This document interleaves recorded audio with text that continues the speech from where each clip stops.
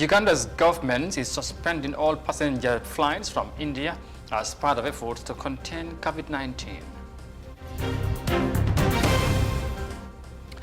The European Union condemns the intimidation and harassment of journalists as today marks World Press Freedom Day.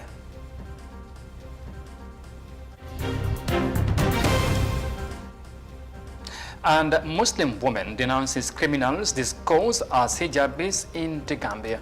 Well, this and more coming your way in News Desk.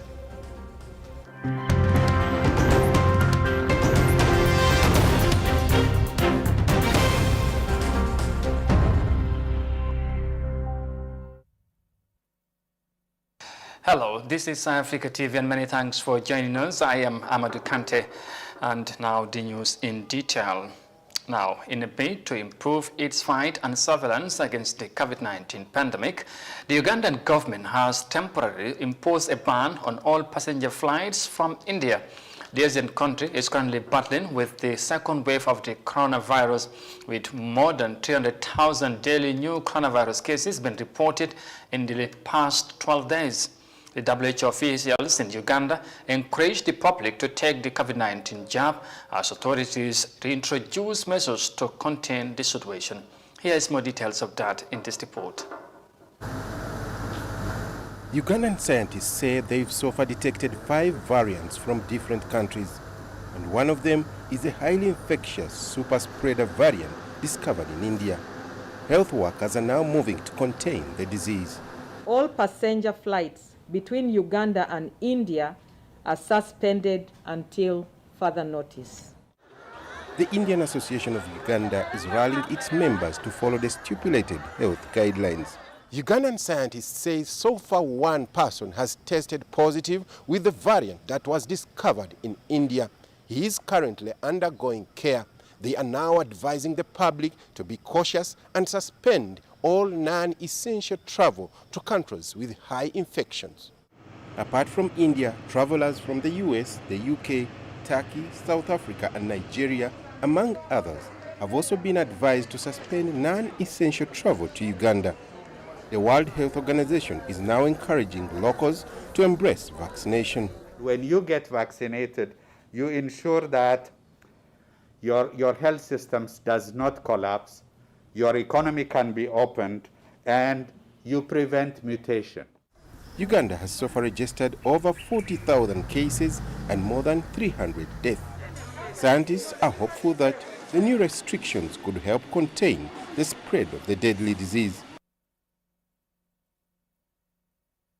The Ugandan government suspends all public or passenger flights from India due to the growing concern of the coronavirus pandemic in the Asian country. Now, concerned Muslims who wear the hijab have reacted to crimes of people who disguise as pious people under the cover of the hijab.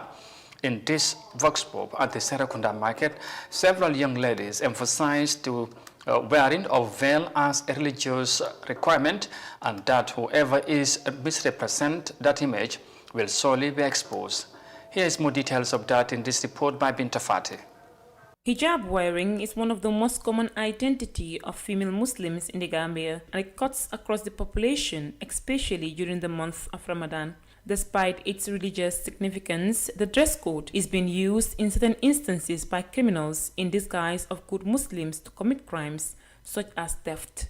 Walking along the streets of the Serakunda market, I asked the view of some young women about the recent wave of theft allegations on supposedly disguised members of the society under the cover of the hijab.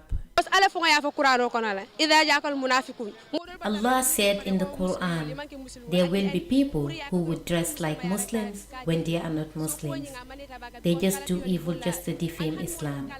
This is bad as it tarnishes the image of those putting on the hijab. Moreover, it is going to discourage others who might want to put on the hijab because they will think that people will call them thieves at the market. So I will advise them to stop it because our image will be tarnished at the end.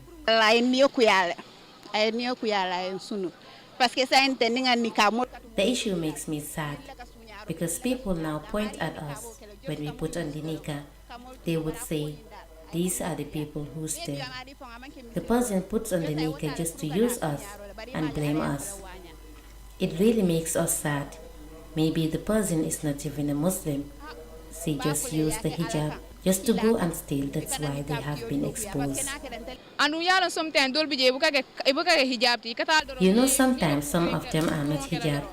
They just put it on to do evil things. Look at it. It's not nice because there are people doing hijab for the sake of Allah. For others, they are just doing it just for bad things because the veil is big. Even if you steal something, people will not know it. Their reaction followed cases in which the full body covering is misrepresented by thieves, some of who were allegedly exposed by CCTV cameras in a shop at the Serkuna market. News of these cases trending on the social media has brought shame to those who wear the hijab only on religious grounds. One of them had this way to react. I'm short of words because someone who covered her body for the sake of Allah to turn and steal, that is not good. Nobody should do that. They just tarnish the image of those who put on the veil and the religion. In the Gambia, women who cover themselves in hijab are respected as they are considered pious and honest people. They are models in society who anyone can entrust responsibility without any need for fear of disappointment. However, with the increase in crimes in the market and perpetrators being women in hijab, the credibility of women who put on the hijab is being tainted, paving a reason for the pointing of the wrong fingers at them. For Africa TV News, I am Binta Fati. And from the report there by Binta Fati, next to Nigeria we go, because since the outbreak of the novel coronavirus last year, patients of other diseases such as tuberculosis struggle to access medical treatment in many African countries, including Nigeria. As featured in this report, a man diagnosed with TB left abandoned after almost all medical treatment centers focus fully on COVID-19 related activities. However, the Nigerian government said it will prioritize tracing and treatment of patients diagnosed with tuberculosis. Let's have more details of that in this report. For most of last year, 47-year-old Garba Ibrahim suffered from tuberculosis. He couldn't get treatment at hospitals because most hospitals were overwhelmed attending to COVID-19 patients. Eventually, he found a hospital run by the NGO, Faith Alive, who took him in. I had checked about 3 hospitals for treatment, but they didn't give me attention. I was fortunate to identify this place, and they considered my situation. It was during the lockdown, all attention was about COVID-19, so we who had TB were not considered at all. While Garba found help, others haven't been so lucky. The National Tuberculosis and Leprosy Control Program says about 60% of cases went unnoticed and untreated last year, with 18 Nigerians now dying every hour from the disease. New cases have also hit a record, 47 every hour, 7 of which are children. Currently, there's a rise in our tuberculosis cases for 2 reasons. When you see patients who cough, automatically you assume they are COVID patients. If you see patients that sneeze, automatically you assume they are COVID patients. So there's stigma towards COVID, forgetting that the major killer disease, TB, is still with us. Experts say health workers need to pay more attention to tuberculosis patients and adopt better ways of identifying the diseases which share similar symptoms. And it's important that we look at this together so that people don't die and the menace don't keep increasing and increasing because we are looking away from what we have at hand.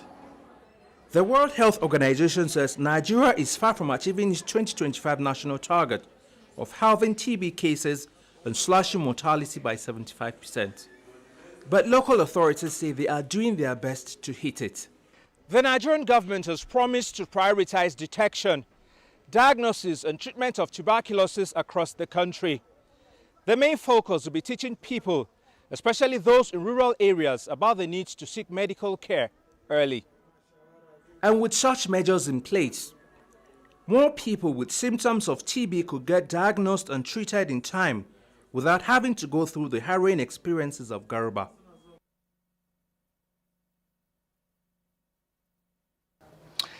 COVID-19 worsens the fight against other diseases, including tuberculosis in many African countries, including Nigeria. And from that report there, we will now take a break and come back shortly with the remainder of the story. Stay with us, we'll be right back. The pride we take in our brand, the work we put into constantly change the landscape and elevate real estate in the Gambia, it's compared to none. From inception, our goal was to add value to the beautiful Gambian landscape. That's why we are proud innovators of community estates. Kololi Sands is an exceptional piece of work, tailored for ultimate convenience and luxury, to bring you an element of finesse that is rare but unique in its own. This is also our pride and joy, and we welcome you to the exquisite beauty right here in Kololi and right here on the waterfront. Kololi Sands, feel the ocean breeze at your doorstep.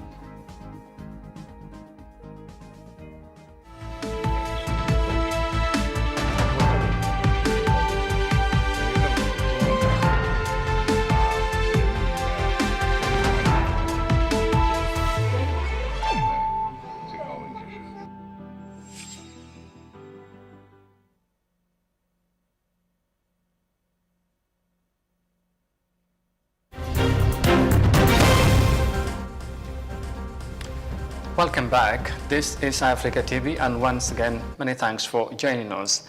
Now, the High Representative on behalf of the EU on Sunday released a declaration on World Press Freedom Day. Every year, the 3rd of May is dedicated for the celebration of the fundamental principle of press freedom and to evaluate press freedom around the world. Journalists use the opportunity to defend the media from attacks on their independence and to pay tribute to colleagues who have lost their lives in the exercise of their profession. Fatma Kasim can now tell us more of that in this report. World Press Freedom Day was established by the General Assembly of the United Nations in December 1993 as an outgrowth of the seminar on promoting independent and pluralistic African press. The seminar took place in Namibia in 1991 and led to the adoption of the Windhoek Declaration on promoting independent and pluralistic media. The release said at a time when independent and free media reporting is more essential than ever, press freedom continues to be under threat. According to the UNESCO Observatory, 76 journalists have been killed since 2020, while many more are arrested, harassed, or threatened worldwide. Of particular concern is gender-based violence targeting women journalists. At a time when independent and free media reporting is more essential than ever, press freedom continues to be under threat. Journalists continue to experience harsh working conditions with increased financial and political pressure, surveillances, arbitrary prison sentences, or violence for doing their work. According to the UNESCO Observatory, 76 journalists were killed since 2020, while many more were arrested, harassed, or threatened worldwide. One particular concern is gender-based violence targeting women journalists. Press freedom is a fundamental value for the European Union, underpinned by many recent initiatives. Media freedom and the safety of journalists are key priorities of the new Human Rights and Democracy Action Plan and of the European Democracy Action Plan. In 2020, more than 400 journalists benefited from the European Union Mechanism for Protection of Human Rights Defenders, while the EU took important actions to support journalists, independent media, and the fight against disinformation in the context of the pandemic in many regions. According to the release, the EU is among those who condemn on several occasions the intimidation and harassment of journalists around the world. The EU condemned on several occasions the intimidation and harassment that independent journalists suffer in countries around the world. The EU, including through its Special Representative for Human Rights, has continued to engage with persecuted independent journalists and intervene in support of detained journalists and bloggers. EU delegations are the voice of the EU on the ground. They have closely monitored court proceedings against journalists, spoken out against the repression of human rights defenders and media workers, and raised concerns with national authorities over the proposed communication, media, information and broadcasting legislation. The declaration further stated that the European Union is determined to do more in holding the major platforms accountable to make their system fairer, safer and more transparent. The EU is determined to do more in Europe and abroad. The EU will continue coordinating with international organizations and mechanisms and pioneer new approaches. One example is the European Commission's proposal for Digital Services Act, aimed at holding the major platforms accountable to make their systems fairer, safer and more transparent. We will also continue our action to continue disinformation and seek with all partners effective means to support sustainable business models for independent media. Freedom of the press is a cornerstone of democratic society, which can thrive only if citizens have access to reliable information and can make informed choices. Press freedom means security for all. Article 19 of the 1948 Universal Declaration on Human Rights guarantees the right to freedom of opinion and expression, which includes the right to hold opinions, to seek, receive, and impart information and ideas through any media and regardless of frontiers. For iAfrica News, I am Fatoumata Kasim. May 3rd is remembered as World Press Freedom Day, and the European Union, of course, issued a statement condemning the intimidation and harassment of journalists worldwide. Now, finally, to Zimbabwe, because the Zimbabwean farmers decry for lack of financial support will soon become a history as the government introduced a landmark program that could enable farmers access funding to boost their agricultural activities. The new initiative is part of the government's plan to transform the country farming industry to enhance production, according to authorities. An initial amount of over $8 million is approved to support the program, and here's more details of that. Zimbabwe has restructured Agribank, a commercial bank, into a diversified agricultural finance institution to provide crucial yet sparse finance to farmers so they can enhance their productive capacity. Thousands of farmers resettled during the country's land reform program have decried the lack of adequate finance to scale up their operations, resulting in low productivity and underutilization of farms.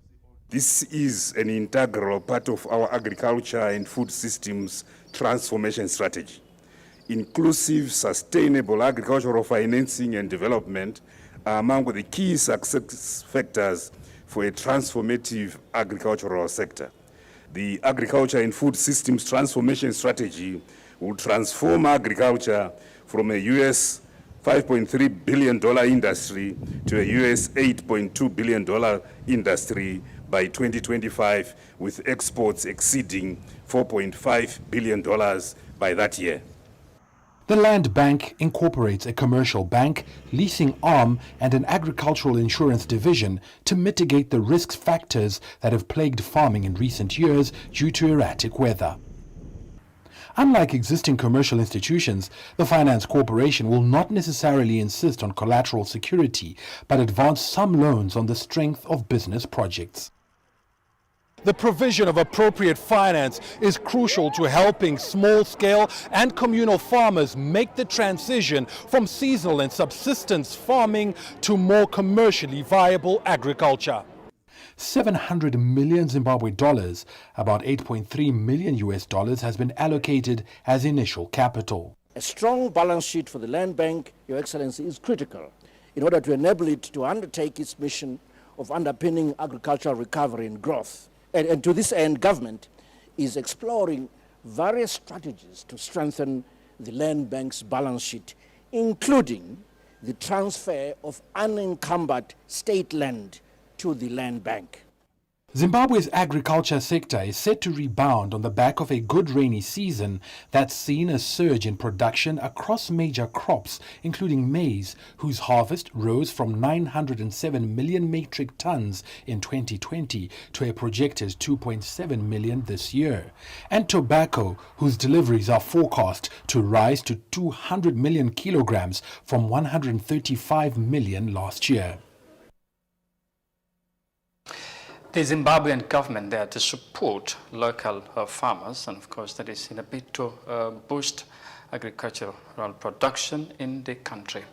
And from that report in Harare, Zimbabwe, we finally bring this news edition to an end. But for more details on this and other stories, as always, you can visit on our website on iafrica.tv.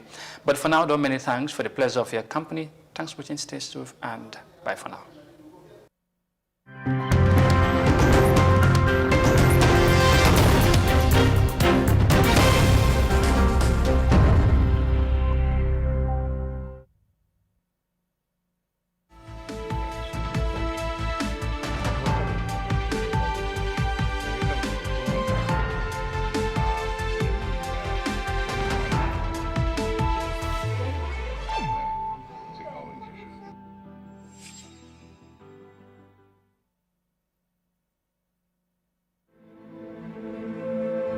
They say we slept in one world.